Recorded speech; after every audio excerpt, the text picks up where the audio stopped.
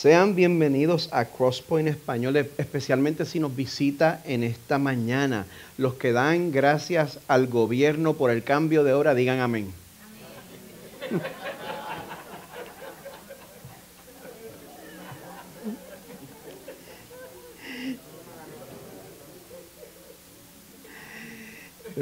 Cambio de hora o no, gracias a todos por traer la iglesia a este salón. Y a los que están viendo la transmisión, muchas gracias por estar en sintonía. Yo estoy agradecido porque hoy estoy de vuelta en casa, una vez más, predicando de nuestra serie basada en el libro de Apocalipsis, el Cordero y el León. Y si usted está con nosotros en esta mañana por primera vez y se está preguntando si fue buena idea visitar la iglesia en el domingo que están predicando del libro de Apocalipsis, no se preocupe, me da un par de minutos y le voy a dar un resumen sobre lo que hemos aprendido hasta ahora. El libro Apocalipsis, este nombre significa revelación. Fue escrito aproximadamente en el 95 después de Cristo por uno de los discípulos de Jesús, por el discípulo Juan. Para el tiempo que él escribe este libro, el emperador de Roma era Domiciano. Un emperador que exigía que todos los ciudadanos romanos le rindieran culto como si fuera Dios. Con la mayoría de los romanos pues no había problemas porque ellos ya eran politeístas, creían en múltiples dioses y añadir uno más a la mezcla pues no hacía diferencia, pero esa exigencia era incompatible con los que eran parte de la iglesia cristiana. Pues por esa razón cualquier cristiano que rehusara adorar al emperador podía pagar hasta con su vida. En el caso de Juan, que en este punto tenía ya unos 80 años de edad, su condena fue ser desterrado en la isla prisión de Patmos, a unas 40 millas de la costa de lo que hoy en día es Turquía. Pues en medio de su exilio, Juan escribe en Apocalipsis 1, verso 9, dice: yo, Juan, me encontraba en la isla llamada Patmos por causa de la palabra de Dios y del testimonio de Jesús. Estoy aquí saltando partes. Oí detrás de mí una gran voz como sonido de trompeta que decía: escribe en un libro lo que ves y envíalo a las 7 iglesias. Cuando Juan se voltea a ver de dónde está saliendo esta voz, se encuentra con su amigo amado Jesús.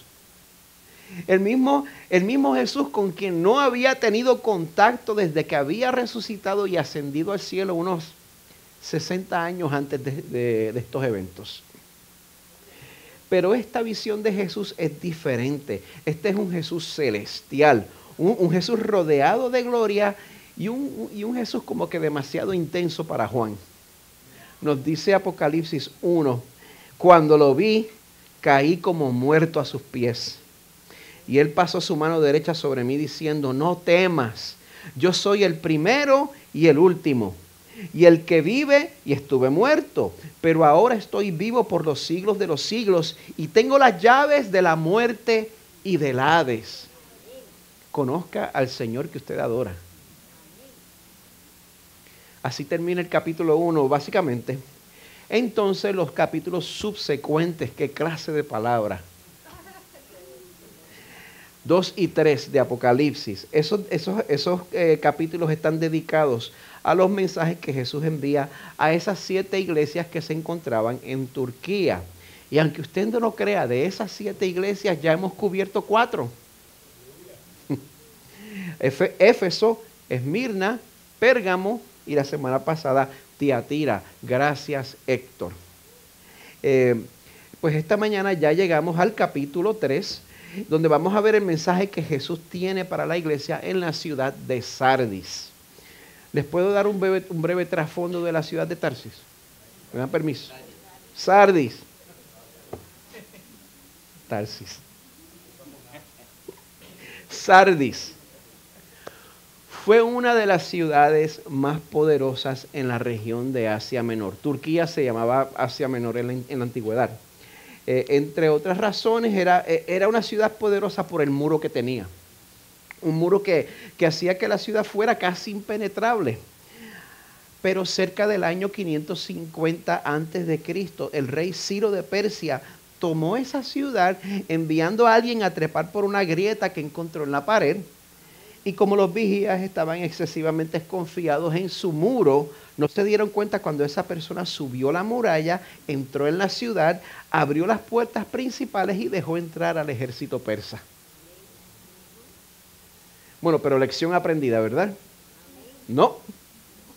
Esa misma historia se repite unos 300 años después.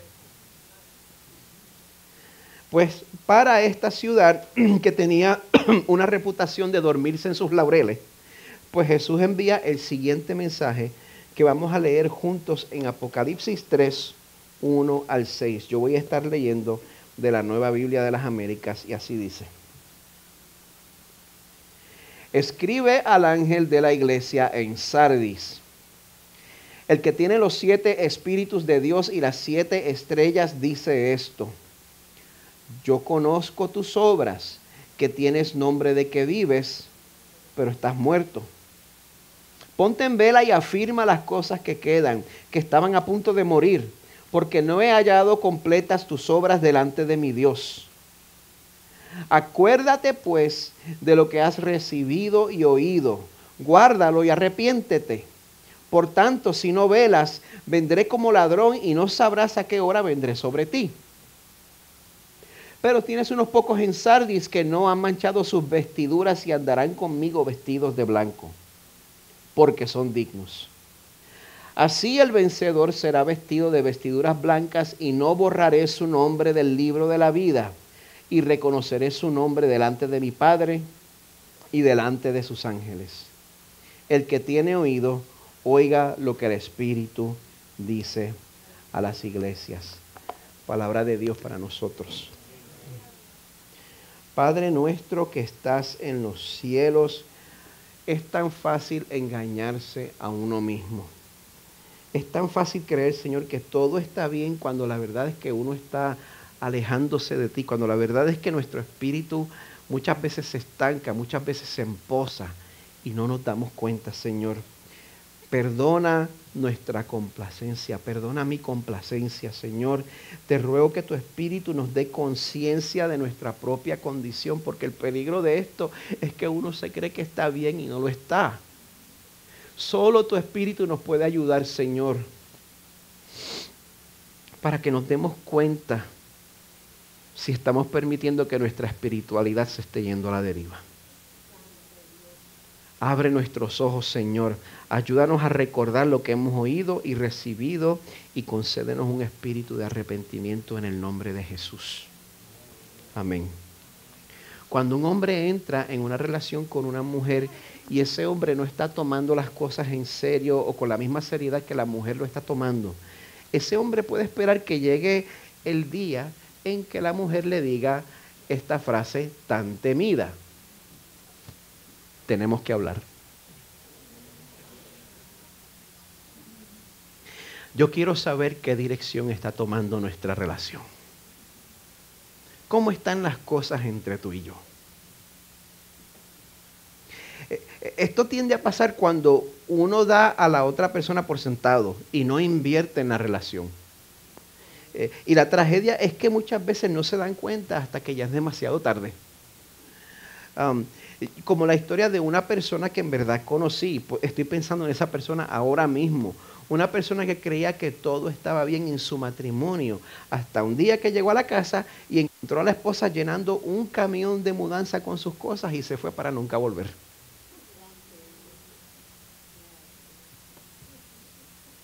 Esa fue la alarma de despertar para él. Este era el caso con la iglesia en Sardis.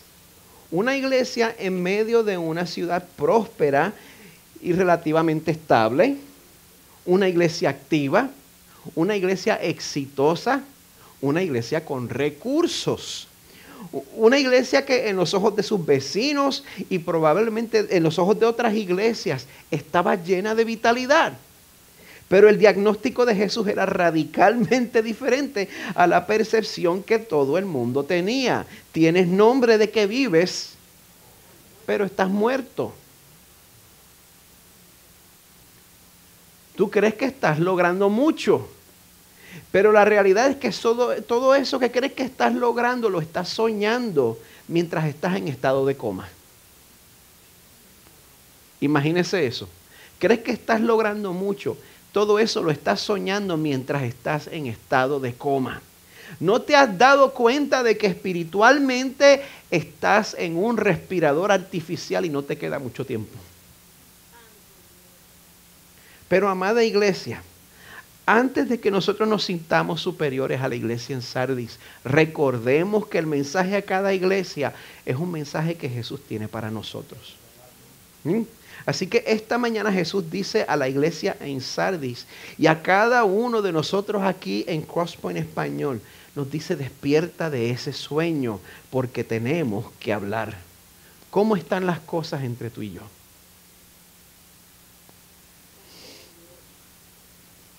Como hemos visto ya en la serie, pues estos mensajes de parte de Jesús siguen un formato específico. Es un formato que se ve más en el Antiguo Testamento. No lo vemos tanto en el Nuevo Testamento porque es el formato de un oráculo profético. Se ve más en los profetas menores y mayores. Incluye las secciones que pueden ver en pantalla. Incluye la introducción. Cristo se presenta a sí mismo. Número 2, si le toca a esa iglesia, pues reciben algún tipo de aprobación de parte del Señor por algo que estén haciendo bien. Número 3, si les toca, se llevan su agüita, se llevan corrección de parte del Señor por algo que estén haciendo mal. Y número 4, termina con una exhortación con el propósito de animar o amonestar a la iglesia. Bien, así que vamos a comenzar con la introducción. Vamos a encontrarla en el capítulo 3, verso 1, pero antes de empezar, ¿me pueden dar su atención por un minuto? Antes de empezar, a la hora de entender el libro de Apocalipsis, yo quiero que recordemos que a la hora de entender este libro, a nosotros nos aplica ese dicho que dice: no te pierdas el bosque por estar pendiente a los árboles. A la hora de entender Apocalipsis, a nosotros nos aplica ese dicho de no te pierdas el bosque por estar pendiente a los árboles. Es un libro profético, es un libro apocalíptico, tiene muchos símbolos, pero nosotros nos podemos beneficiar del mensaje que Dios nos trae aquí sin perdernos en medio de cada controversia que se forme. No es necesario. Verdaderamente, esto es como pastor. Yo les hago un llamado encarecido. Les ruego a que adoptemos esa actitud de humildad.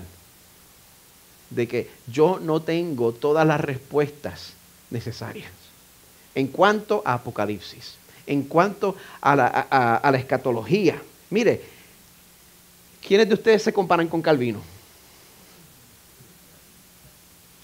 El mismo Calvino que escribió comentarios para todos los libros de la Biblia, no escribió comentarios para Apocalipsis. Yo no sé si Calvino es santo de su devoción, es de la mía, pero él no escribió comentario para Apocalipsis. Y cuando le preguntaron por qué, ¿usted sabe qué respondió? Porque no lo entiendo.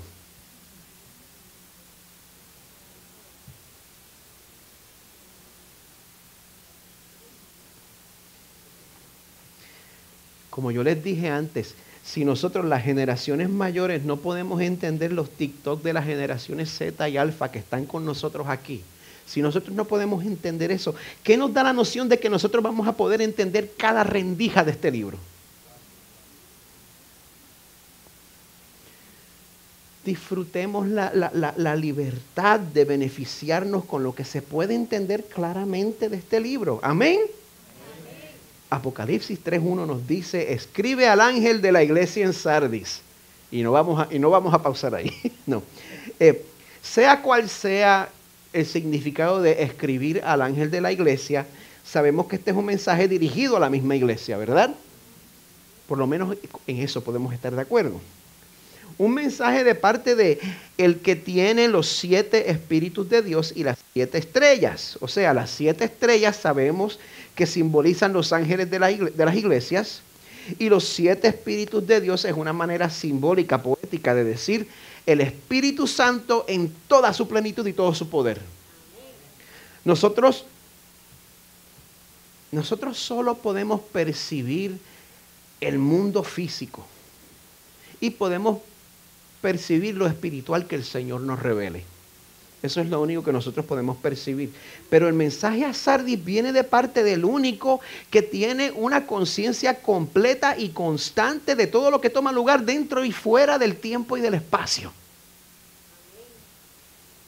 Ese es el que se dirige a Sardis. El que conoce todo. El que conoce todo lo que se encuentra tanto en el mundo físico como en el mundo espiritual. Nosotros podemos engañar al mundo que nos rodea y darles una impresión falsa de nuestra vitalidad espiritual, pero Hebreos 4:12 nos dice que no hay cosa creada oculta a su vista, sino que todas las cosas están al descubierto y desnudas ante los ojos de aquel a quien tenemos que dar cuenta. El Jesús que se dirige a la iglesia de Sardis es un Jesús del cual usted no se puede esconder. Es un Jesús a quien usted no va a poder evitar. Es un Jesús delante del cual usted va a tener que comparecer. ¿Están conmigo? Bueno, en todas las iglesias que hemos cubierto hasta ahora, después de la introducción, pues entonces seguiría la sección de la aprobación de Jesús hacia la iglesia. Pero en el caso de Sardis, Jesús va directo a la corrección que tiene para ellos. Como cuando yo me escapaba al parque, llegaba a casa y encontraba a mamá en la puerta con la varita. Huélela. No me decía, entra. Yo, mamá, no me vas a dar, ¿verdad que no? Entra. Y entonces cuando entraba te daba la silábica. ¿Cuántas veces yo te di? Ahora, si usted le pregunta, ella dice que eso nunca pasó. Pues, esa es mi corrección. Esta es la corrección de Sardis. Yo conozco tus obras, que tienes nombre de que vives, pero estás muerto. Si usted se ha fijado, cuando Jesús comienza expresando su aprobación para las otras iglesias que hemos cubierto, Él les dice, yo conozco tu sufrimiento. ¿Verdad que sí? Sin embargo, reconocer el sufrimiento de la iglesia, ese reconocimiento brilla por su ausencia en el mensaje a Sardis. Lo cual sugiere que la iglesia en Sardis estaba en una posición bastante exclusiva entre esas 7 iglesias. Estaban en la posición de no estar experimentando persecución. Yo puedo estar equivocado, pero algo de lo que me he dado cuenta a través de 9 años como pastor es que si nosotros buscamos vivir en fidelidad a la palabra de Dios, no a lo que mis amigos esperan de mí,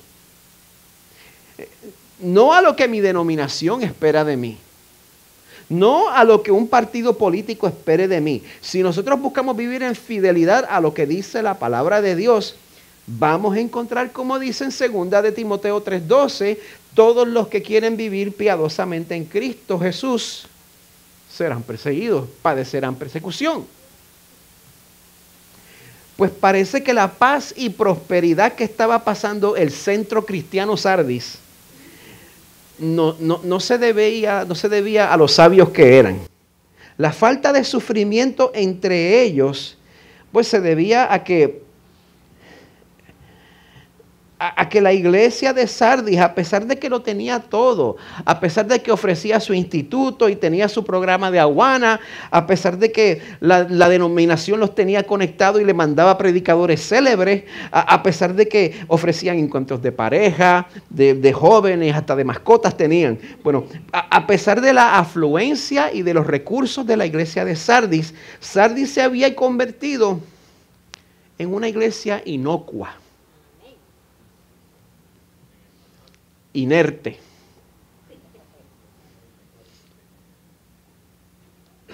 que no tenía ningún efecto, que no valía la pena que el enemigo la atacara. La podía dejar como estaba porque no estaba haciendo ninguna diferencia.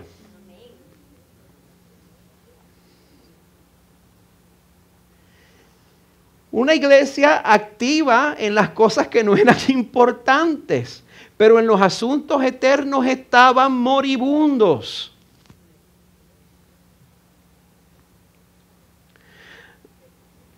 En verdad no nos dice cuál era el problema principal en específico. No nos dice si el problema de ellos era que el evangelio de Jesús ya no era central.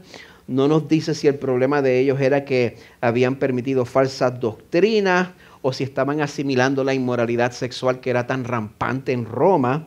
Lo más explícito que Jesús les dice en el verso 2 es: ponte en vela y afirma las cosas que quedan, que estaban a punto de morir, porque no he hallado completas tus obras delante de mi Dios. No he hallado completas tus obras. Esa denuncia es peculiar. Es interesante. No he hallado completas tus obras. No estás haciendo las cosas completas, las estás dejando a medias. Eso puede significar, una vez más, muchas otras cosas. Puede significar que quizás la iglesia empezó, pues como las plantaciones jóvenes, enfocada en la misión, pero entonces crece, prospera y se institucionaliza. Y ahora, en vez de estar enfocados en la misión de alcanzar a los romanos a su alrededor, ellos estaban más interesados en proteger los intereses y la comodidad de los líderes de esa iglesia. Suele suceder. Puede significar que por alcanzar aprobación de la cultura, pues estaban cediendo también a los ídolos de la cultura que los rodeaba y les faltaba la obra de sufrir por fe. Puede ser que empezaban iniciativas y las dejaban a mitad. Si pasaban de moda y entonces había otra iniciativa que era más excitante y estaba más de moda, pues entonces dejaban eso a medio ganchete y empezaban la otra. Quizás eran una iglesia con déficit de atención. Sea cual sea el problema que hayan tenido, quizás estaban moribundos, pero todavía no habían muerto. No todo estaba perdido, porque entonces ellos reciben una exhortación de parte de Jesús que les dice en el verso 3, acuérdate pues de lo que has recibido y oído, guárdalo y arrepiéntete. Me quiero concentrar, hay mucho en qué concentrarse en este pasaje, pero yo quiero concentrarme en acuérdate pues de lo que has recibido y oído. Cuando la Biblia habla sobre lo que el cristiano ha recibido, la mayoría del tiempo se refiere al regalo y a la dirección del Espíritu Santo. Eso es lo que nosotros hemos recibido. Esa dirección del Espíritu es lo que nosotros necesitamos para podernos mantener enfocados en la misión que el Señor nos ha encomendado. Pero nosotros podemos ir perdiendo esa dirección gradualmente, poquito a poco, a medida que ignoramos esa dirección y entonces una y otra vez a favor de tomar decisiones seguras y decisiones pragmáticas, le hacemos menos caso al Espíritu hasta que ya no lo oímos más. Al final nos encontramos, como decía el teólogo Francis Schaeffer, tratando de hacer el trabajo de Dios sin el poder de Dios. Sardis necesitaba recordar lo que había recibido, la dirección del Espíritu Santo. Amén. Número 2, cuando la Biblia habla sobre lo que el cristiano ha oído. Por ejemplo, en 1 de Juan 1, eso se refiere a la vida eterna que estaba con el Padre y se manifestó a nosotros. Lo que nosotros hemos oído es el mensaje del Cristo crucificado. Y es súper fácil de olvidar. Es súper fácil de relegar. Una y otra vez la palabra de Dios nos dice que el Evangelio, lo que Jesús hizo por nosotros en la cruz, debe ser el tema central de nuestras vidas. Si usted está estudiando la Biblia personalmente y el tema central no es lo que Jesús hizo por usted, por favor, deje lo que está haciendo a un lado y concéntrese en eso. Todo lo demás se interpreta a la luz de lo que Jesús hizo por nosotros. Ese es el mensaje del Cristo crucificado, es el asunto central de todo cristiano. Nunca nos sobreponemos a eso, no importa cuántos años lleve en el Señor, porque si Pablo llevaba 30 años en el Señor y todavía se regocijaba por lo que Jesús había hecho por él, yo no creo que yo voy a madurar más que Pablo.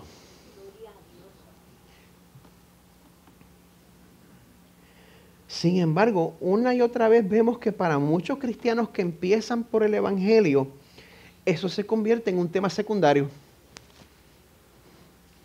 Y entonces comienzan a darle centralidad a otros temas como la prosperidad o como la política. Sardis necesitaba recordar lo que había oído, la centralidad del Evangelio. Mientras el Señor me tenga de pastor, ese va a ser el tema que usted va a oír todos los domingos. Y si la iglesia en Sardis no guarda esto y no se arrepentían de su complacencia, Dios les hace una advertencia que de seguro esa advertencia no iba a pasar inadvertida a los residentes de una ciudad que había sido tomada por sorpresa en el pasado. Dios les dice, por tanto, si no velas, vendré como ladrón y no sabrás a qué hora vendré sobre ti. El Señor sabía cómo hablar con ellos. No es hasta que los amonesta de esa manera que entonces Jesús expresa la única aprobación que esa iglesia iba a recibir. Verso 4. Pero tienes unos pocos en Sardis que no han manchado sus vestiduras y andarán conmigo vestidos de blanco porque son dignos.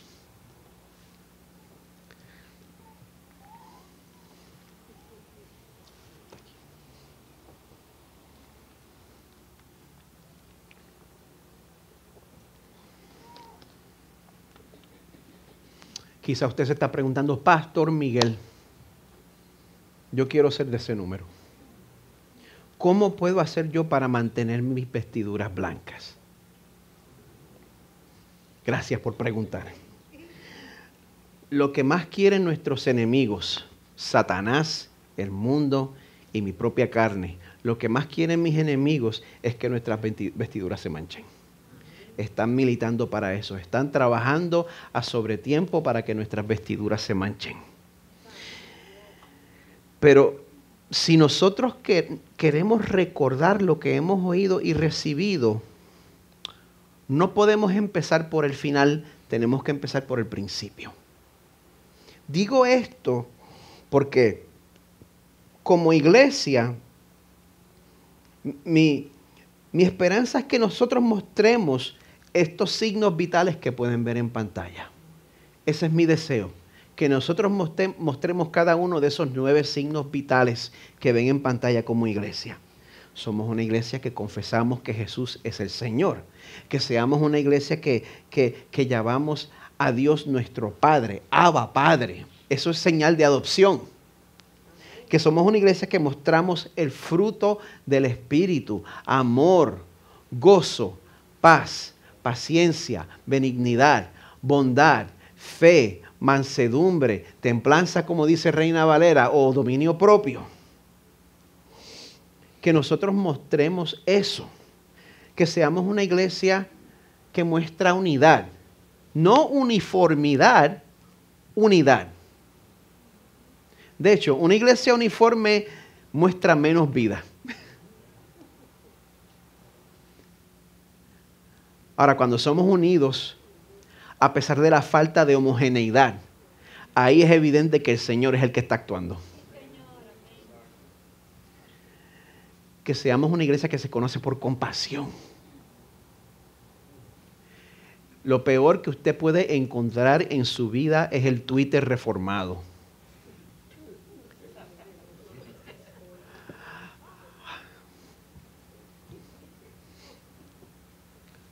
Porque lo menos que hay es compasión. Es horrible, es una obra de Satanás. Reproducción, pues obviamente hay entre nosotros, como pudieron ver hace poco, pero esa no es el único tipo de reproducción que hay, sino que entre nosotros haya crecimiento. Así que pasión. Yo he visto a esta iglesia crecer en esto. A través de todos los años que he sido pastor, he visto un sentido de pasión especialmente al adorar. Y yo sé que, yo sé que se ataca mucho el emocionalismo en medio de la adoración, pero el Señor nos manda en los salmos, obviamente, a que le adoremos de una manera exuberante y física. Somos muy bíblicos hasta que llegamos a esa parte. Por supuesto, tiene que haber deseo de santidad. El que es nueva criatura, pues, quizá usted tiene luchas, pero el Señor no lo va a dejar tranquilo. El Señor no lo va a abandonar a sus pecados, si usted es del Señor. Y también tenemos que estar dispuestos a morir. Que el Señor permita que todo eso sea evidente en nuestra iglesia. Sin embargo, no podemos empezar a través de la modificación de la conducta. Nuestro punto inicial no puede ser, ok, déjame entonces empezar a decir que Jesús es el Señor y que Dios es nuestro Padre. Ese no es el punto de comienzo. Eso sería como tratar de empañetar varillas sin el fundamento ni los bloques. ¿Quiénes hacen construcción aquí? Obviamente yo no. Míreme las manos. Pero usted empañeta varilla sin bloques ni fundamento. No. Pues cuando nosotros empezamos llamando a la gente a cambiar su comportamiento sin empezar por lo primero, por poner el fundamento y por poner bloques. No vale la pena que usted empañete. No vale la pena. Lo primero que necesitamos para salir de un estado de coma es acordarnos de lo que hemos oído. Primera de Juan 1 nos dice, si andamos en la luz, como Él está en la luz, tenemos comunión los unos con los otros y la sangre de Jesús su Hijo nos limpia de todo. ¿Cuáles? ¿Cuántos? Todo pecado. Si confesamos nuestros pecados, Él es fiel y justo para perdonarnos los pecados y para limpiarnos de ¿cuánta maldad? Toda maldad. El que se acerca a Dios y confiesa su pecado y se ampara en Jesús, la roca eterna. Él encuentra a un Salvador que está listo para recibirle con los brazos abiertos. De ahí es que comienza esa vida. Ese es el punto inicial para vivir con esos signos vitales. Cuando nosotros nos amparamos en un Salvador que, como dice el verso 5, nos va a vestir de vestiduras blancas. Y no borraré su nombre del libro de la vida. Si eres del Señor, sé sincero. ¿Quiénes de ustedes aquí llegaron con el récord limpio esta mañana?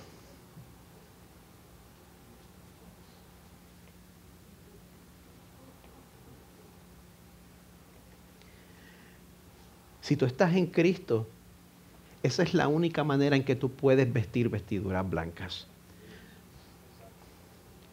Porque la pureza, la rectitud a través de la cual vas a ser salvo, la santidad sin la cual no puedes ver al Señor, no es tu santidad, es la santidad de otro que es imputada a ti.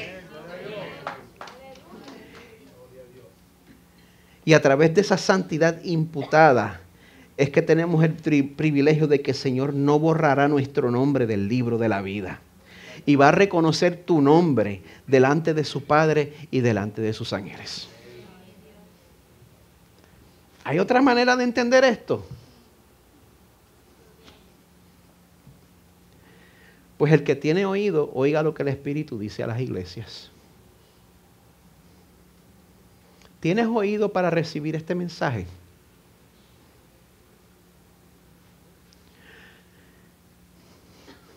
¿Cómo uno se puede dar cuenta si se está yendo a la deriva?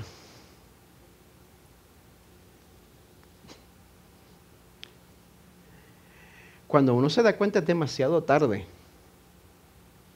Hace unos 20 años yo salí con mi familia a la playa. Yo estoy en un boogie board y estábamos en Merritt Island, yo creo que era. Y la corriente me lleva y de momento me encuentro tan lejos y yo no podía llegar. Tuve que esperar pues que la corriente otra vez me llevara a un punto del cual pude volver, pero no te das cuenta hasta que ya estás demasiado lejos. ¿Cómo te puedes dar cuenta si te estás yendo a la deriva? ¿Cómo puedes darte cuenta si estás dando tu relación con tu Salvador por sentada? ¿Tú te das cuenta si es que te estás conformando con ajetreo religioso? Un ajetreo religioso que no hace diferencia para la eternidad. En su comentario de Apocalipsis, el autor Darrell Johnson escribe lo siguiente: podemos estar ocupados y activos. Podemos hacer las cosas por cumplir. Podemos realizar todos los diversos deberes asociados con la vida en Jesús y hacerlos todos de tal manera que ganemos la reputación de estar vivos. Pero fuera de la intimidad con Él, nunca tendremos vida auténtica en nosotros. Separados de Él, separados de la vid, morimos. Es así de simple.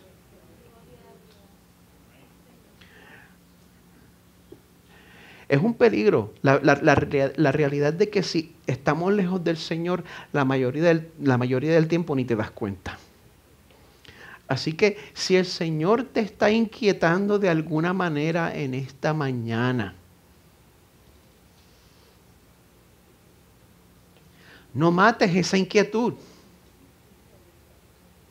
No reprimas esa inquietud. De hecho,